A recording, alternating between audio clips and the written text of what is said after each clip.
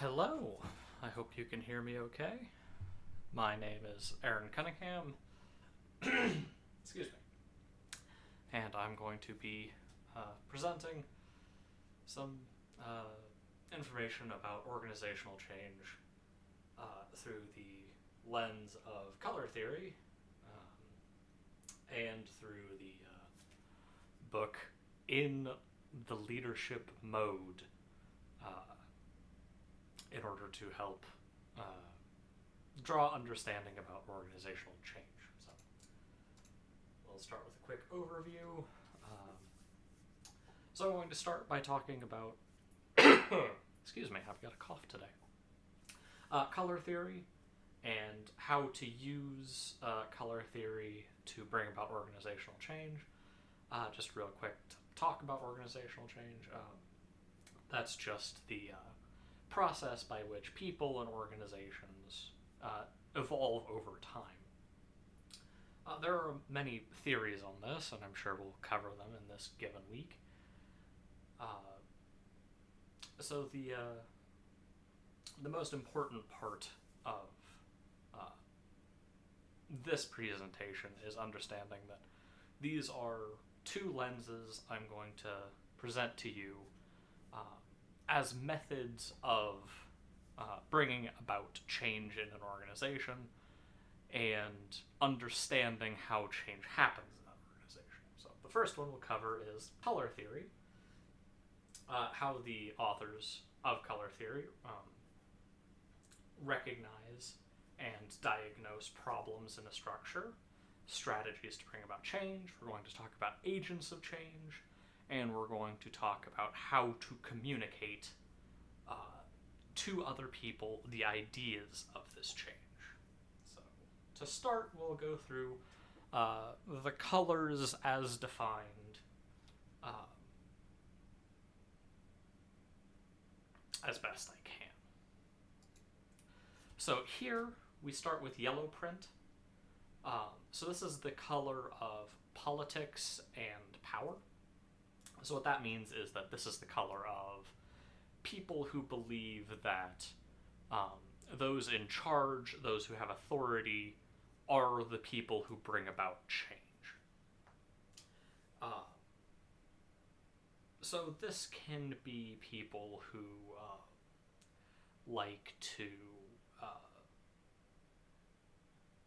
talk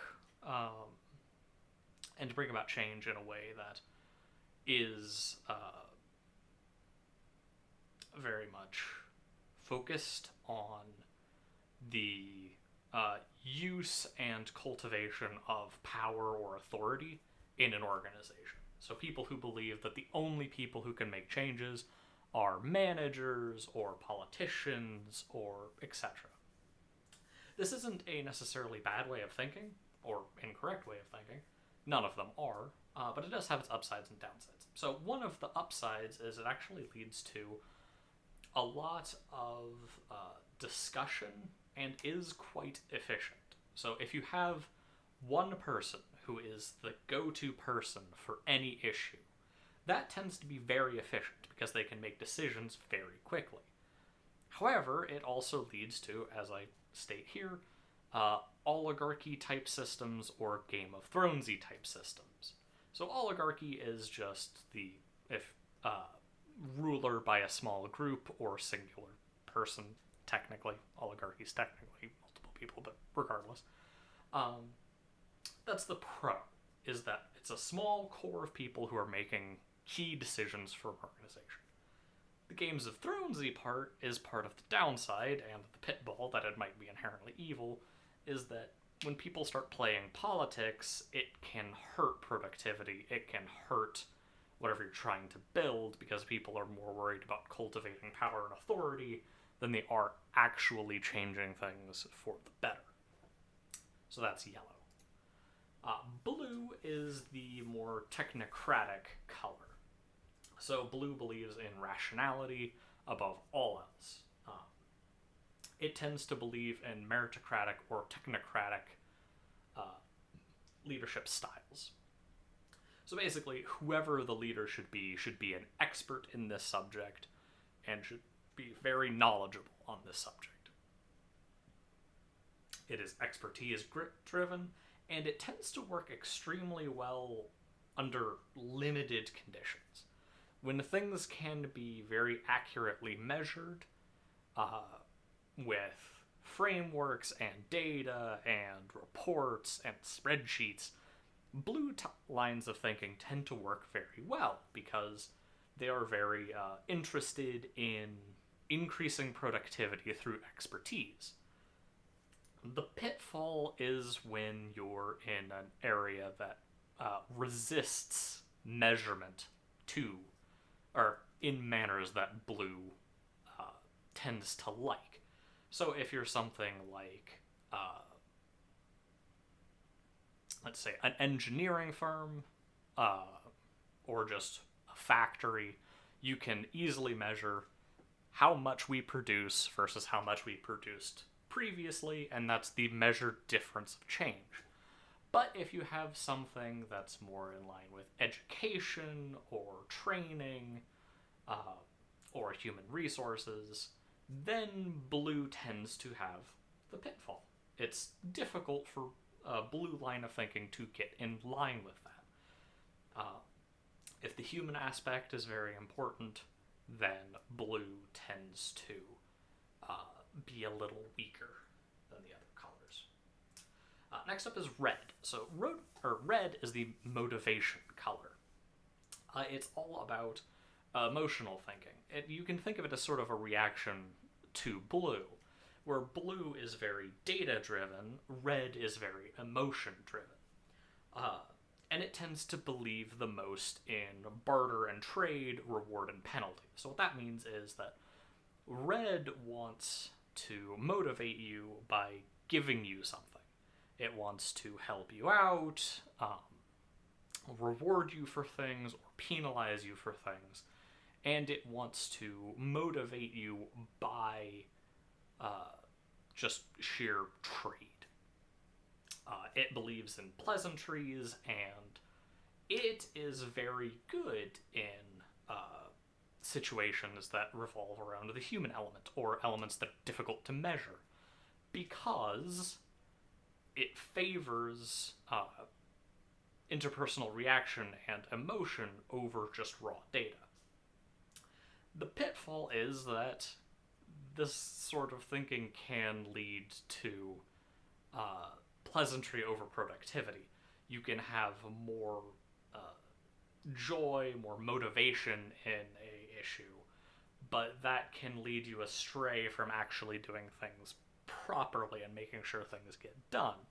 Because you're so motivationally motivated, you can non-emotional issues can sort of fall by the wayside, which can definitely be a problem, and that's why it's the pitfall of red.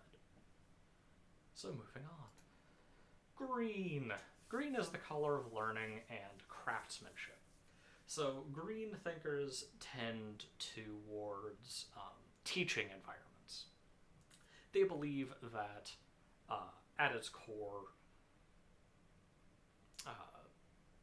issues can be resolved by appropriate amounts of learning and education. So teachers tend to be green thinkers because they tend to believe that people can learn things and deserve to learn things, and issues tend to be resolved when people gain expertise. And this can be extremely effective in teaching and leadership positions when your situation is sort of calm.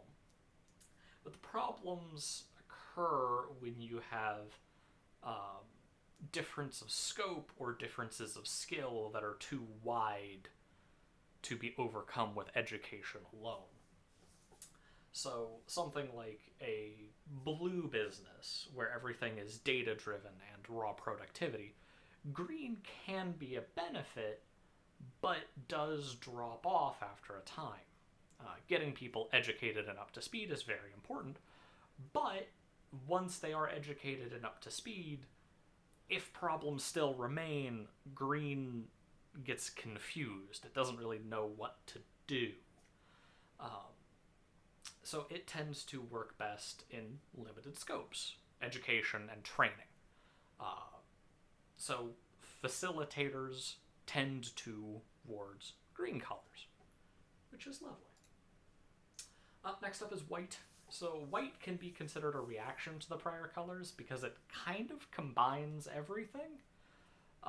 It believes in change as a passive process as opposed to an active process the other ones want. Green wants to teach people. Blue wants to collect data. Red wants to motivate. Yellow wants to politic and order. White doesn't want to do any of that. White wants to. Hold on, I'm going to make sure I'm actually coming through on the mic. I am, cool. White wants to understand the underlying causes and effects of a situation. So white seeks deep understanding of all of the aspects of a business in order to come to conclusions on that business. So, this can be very effective, but it does have a few problems. So, firstly, the lack of information. White thinkers tend to need a lot more information than the other colors because it incorporates all of the other colors. So, a lack of information or incorrect information can really hurt white's way of thinking because, well, it has so much it needs to incorporate that it's very difficult to really grasp. It also tends to be, since it's a more passive process, it's a more passive belief, it tends to be seen as sort of lazy or standoffish, which is not the case, but it definitely can appear that if you're a white thinker, that you're not doing anything, you're not participating in anything, when really you're trying to understand and approach things at a deeper level as opposed to a more surface level. Neither is better, it's a difference, but that difference can cause tension. So the other pitfall is the belief in decentralization. So white thinkers tend to believe that change is passive, as I said before, and that means that change occurs at the points where friction is highest. So if you have a problem in your organization, the people facing that problem will start recommending that change. That's the white way of thinking. And because of this decentralization, it can be very difficult to change the rest of the organization around that new change because, well, you don't believe you should. And that can lead to organizations changing just passively in little groups and drifting apart, and that drift can cause friction. So that's the primary colors, just the 5. So now we'll talk about the 2 secondary colors real quick, because I think they're interesting and worth knowing. So the next color is steel, which is of course not a color. Steel is effectively just yellow, with the caveat that it is purely tyrannical or coercive through power. Steel is, I personally think it should be iron fist and all, but regardless, it's steel.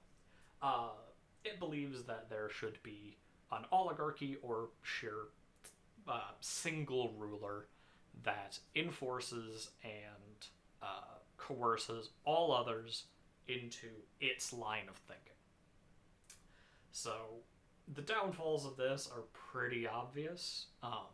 It's probably evil most of the time. However, it does have good sides, and it is necessary at times because, well, there are people who you will never get along with, and someone like the president may well need to use steel-type thinking, where you know for a fact that there is no peaceful outcome, so you gotta coerce them. That happens sometimes. It shouldn't be the first rule, at least in my opinion, but it is an effective method of motivation, at least in the short term. So last up on the colors is silver. Silver is also not a color. I'm going to take a drink real quick, sorry. Silver is the belief that change is spiritual. It's very much in line with White's manner of thinking, where change is a passive, evolving process over time, as opposed to a very active process. But the difference is that silver lines of thinking tend to believe that change comes from a spiritual place. It's written in the stars, it's fate, God wills it, whatever. And the problems with this are pretty much the same as the problems with White. It can feel very passive or arbitrary when you do try to change things. And yeah, it tends to not motivate other people very well, even if it motivates yourself. So it is not as helpful of a tool, which is why it's one of the metallic colors as opposed to one of the primary colors. It's not really recommended to use, at least not at first. But for those who follow a silver line of thinking, it is very motivating, and understanding where they're coming from is very important to interacting with and motivating those people. So, we shall move on once again. So, next up in the color theory is diagnosis. So that's looking at things from the perspectives of each color. And now I'm going to burp. So, diagnosis is the process by which you look at the organization structure, whether you're in it, whether you're in a leadership role in it, or a follower role, or whatever, and looking at every level of it and attempting to find problems, find friction, find inefficiencies, and recognize and deal with them.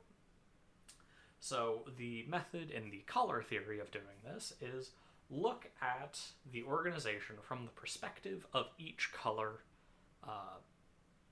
as they are relevant. So every organization and every person can be softly categorized into the colors. You shouldn't do that exclusively, because most people are a combination of all 5 depending on circumstance, or a combination of all 7 depending on all circumstance. But you want to know where the values of the organization lie so that you can make better recommendations for change. So if something is, like, let's say you're working with a human resources department, an HR department, you are probably safe in assuming that they are motivated interpersonally and by each other, by human interaction. Because of that, you can safely assume that they hold red values higher than most other colors. They definitely, or at least presumably, also value the other colors, but it is a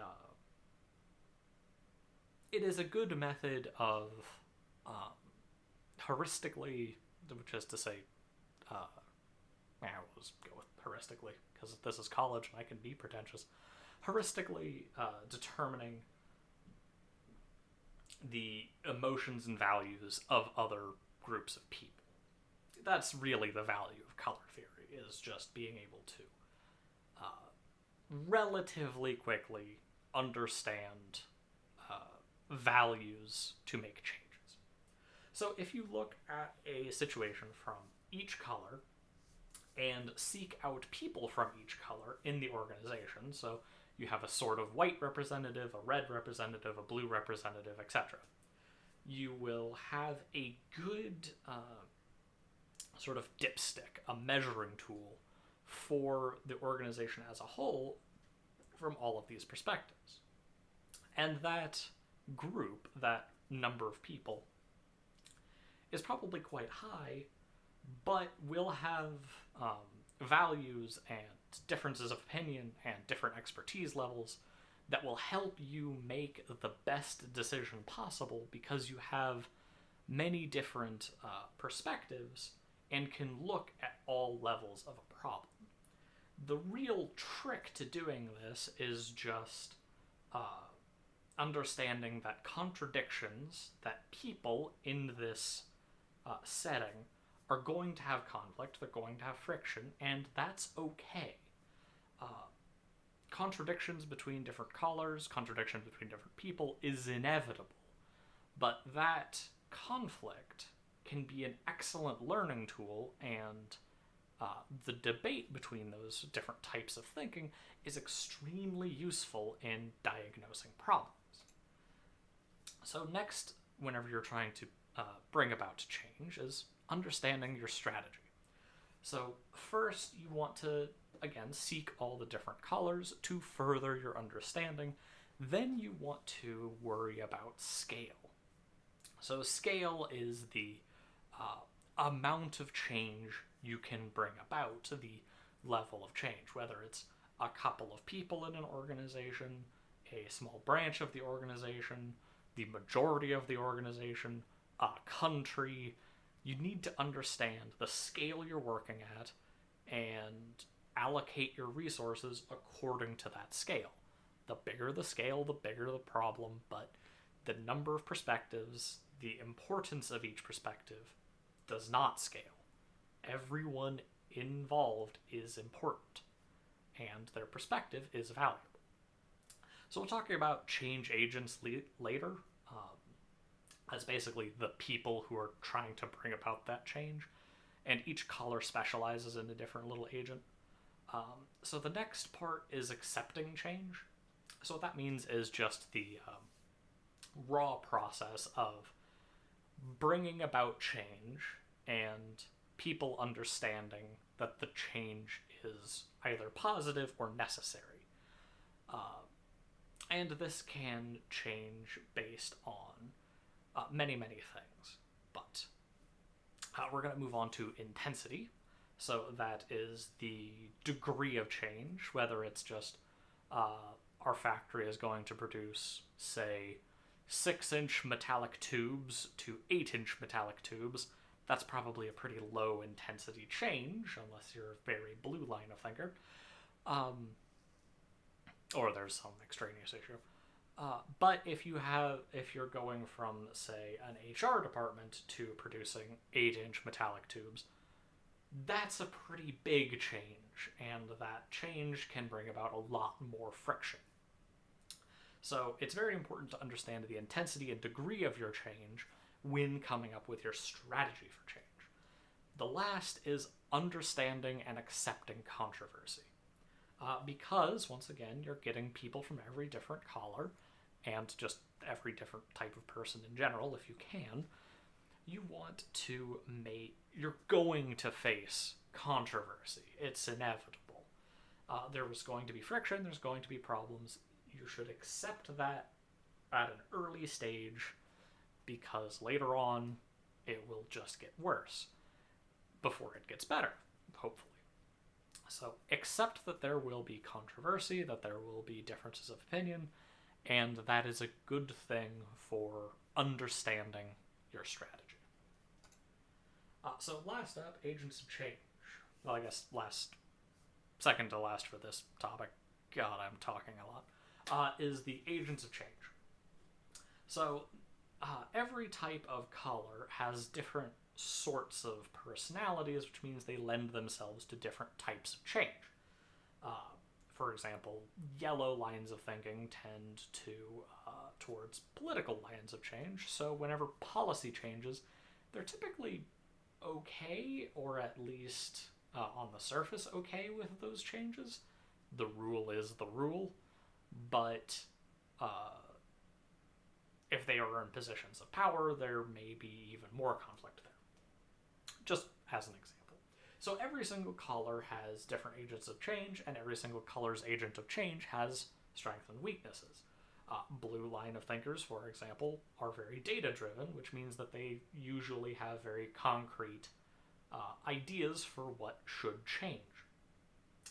the weakness of that is a lack of flexibility. So agents of change need to practice these sorts of, or at least keep in mind these sorts of values or ideas. So the first is reflection.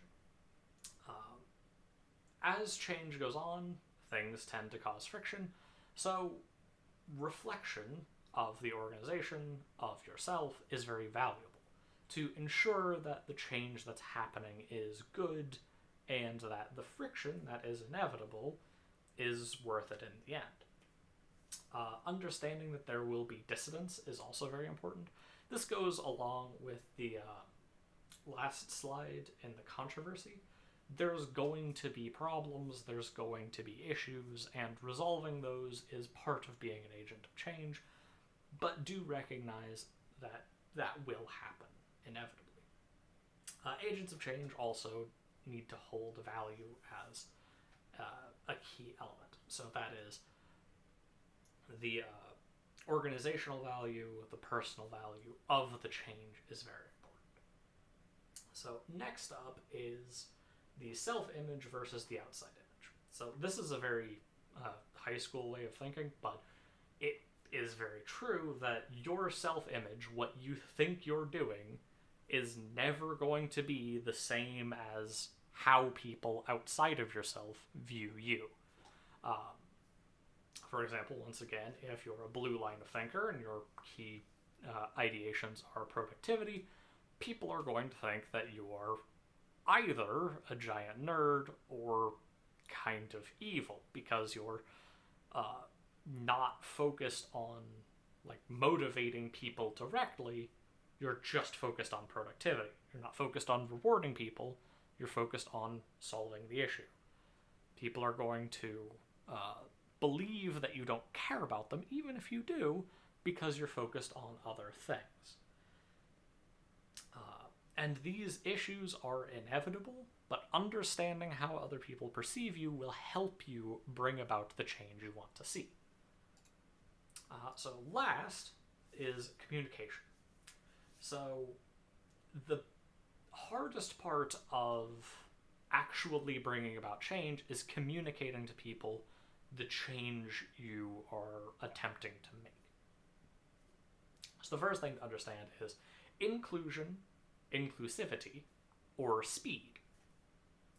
So the more people you include, the larger your scale is, the more perspectives you bring in, the better your data, the better your change will be, and ideally, the less problems, or I'm going to burp again, the less problems there will be down the line.